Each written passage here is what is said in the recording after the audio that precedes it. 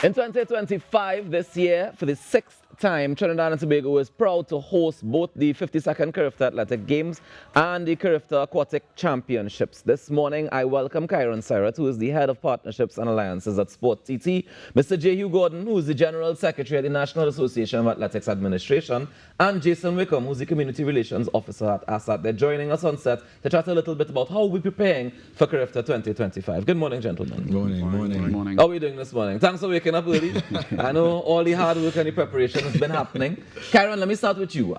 Sport TT's involvement in CARIFTA. Tell me the overall view of what we can expect for 2025 and hosting this championship. Okay, so morning again. So in terms of the role of Sport TT and the Ministry of Sport and Community Development, anytime we have these major sport events in Trinidad and Tobago, what we'll do, we'll constitute what we call an LOC, Local Organizing Committee, which will involve all of the major arms of the government that will have something to bear in terms of the different services and amenities for the execution of the tournament. We'll work in conjunction with the sport or sports, depending on what type of event it is. And we assist with the coordination, driving, and ensuring that we have a successful tournament.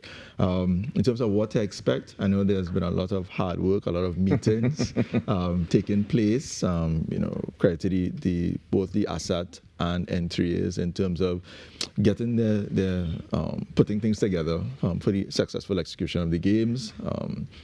It's a lot of planning, I think, as you would imagine, and outside of just the sport element, there are a lot of other things that we need to look at in terms of transport, customs, the logistics, all the different logistics. So Sport TT is handling those. So Sport TT would work with the other government agencies to help pull those things together in conjunction with the sports.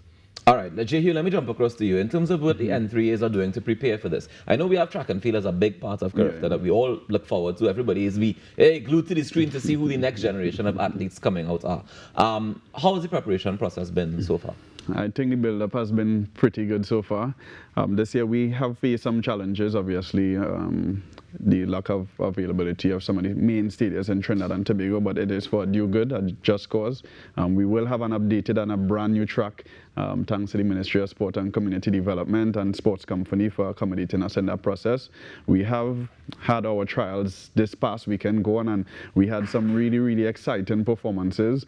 What I'd like to tell you is every time that I've been to the CARIFTA Games, the home crowd brings an additional advantage. Of course. And this year, having it in Trinidad and Tobago since, I'd say that the last 2 decades, I would love to see Trinidad and Tobago come out and see the future. Usain Bolt, Keyshawn Walcott, J. Hugh Gordon, these are some of the names that have passed through the CARIFTA Games, and we would like to give our athletes at home here that additional that could help take them to that gold medal. We finished third and second to Jamaica and to Bahamas.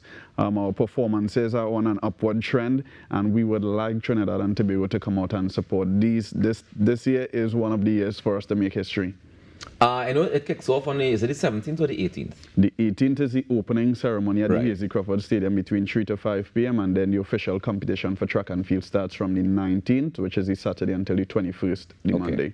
Yeah. All right, great. Jason, let me jump across to you for a bit in terms of preparation from ASAT's perspective, because I know we head into Couva for most of the games, I assume? Correct. So most of the competition is at Couva. We will do with track the joint opening ceremony on the Friday, that's the 18th.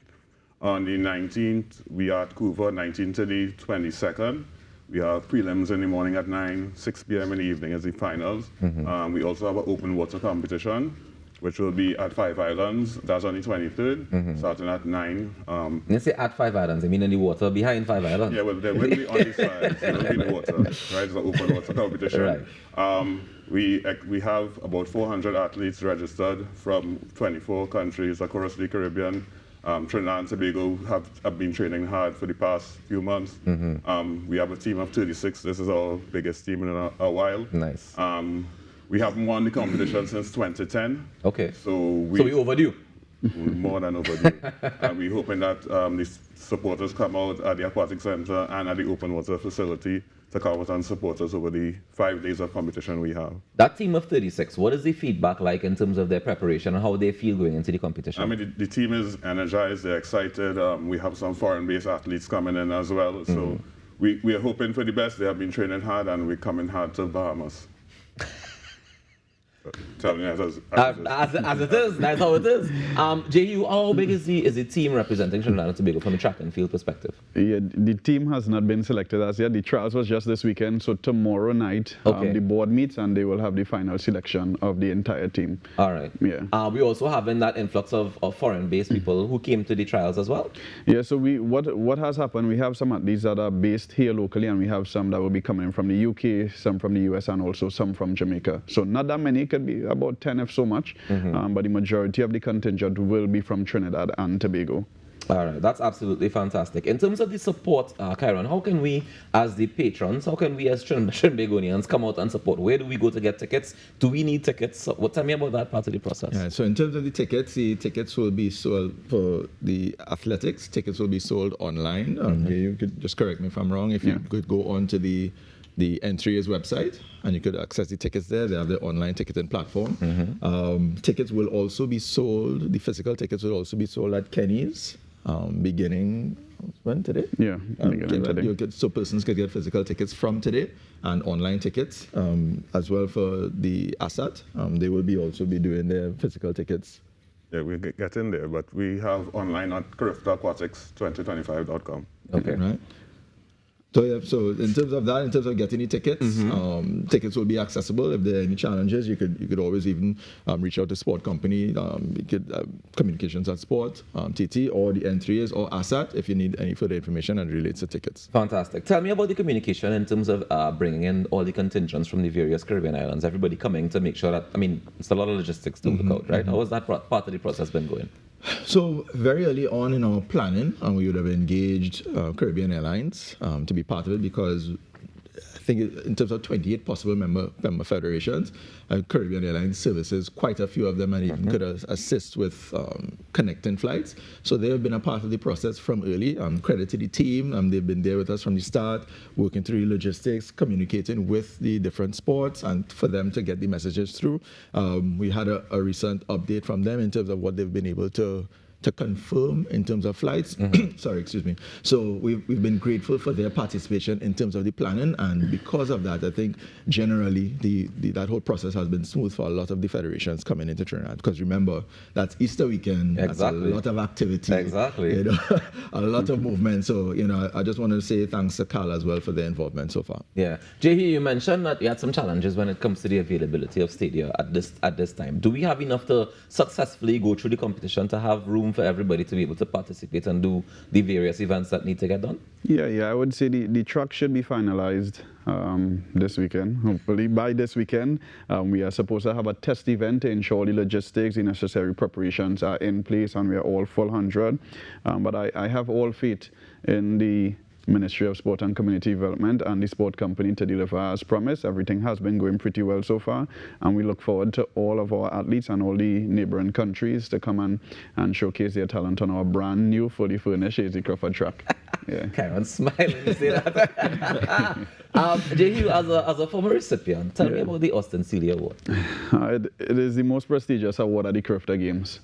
We've had Janady Gans, who is a returning Austin Celia Award recipient from last year. She also broke the CARIFTA Games record, and I showcase her a lot because she was our team captain last year, and it really takes an outstanding performance. It is celebrated for the most outstanding performance at the Games. I was the last recipient back in 2010 to receive the award, so it just goes to show the quality that is required to retain such an award, and I look forward to see if anybody this year can probably challenge the test that Jenny took and myself back in 2010. Nice one. Jason, before we wrap this morning, is there any particular part of the swimming aspect of the competition that you're looking forward to? All of it. I mean, we want everybody there to be there from start to finish, from prelims to finals. I mean, we need a push from these supporters to get our athletes into the finals, so we want everybody there from 9 a.m. morning, 6 p.m. in the evening. It's going to be an exciting day of competition. We expect the stands to be full to capacity, and Trinidad and Tobago will hopefully bring home the title. In terms of the open water swim, are there any precautions or safety measures that we have to put in place to ensure that event is as safe as possible? Of course, so normally we engage the Coast Guard, we have REACT, so all the different agencies, the TTPS, all are involved. I mean, we have hosted many open water races in the past, so it's nothing new for us. And we have never had an incident, and God willing, we'll have no incident going forward. Ladies and gentlemen, it kicks off on the 18th of April, Easter weekend. It's going to be a fantastic time, the CARIFTA Games 2025. Let me say thank you to Kyron, Jehu, and Jason for joining us this morning. Gentlemen, all the best on Easter weekend. I know it's going to be a lot of pace. I hope you get some rest somewhere in between now and then, and we execute to perfection. Thank you so much for joining us. Thanks very much.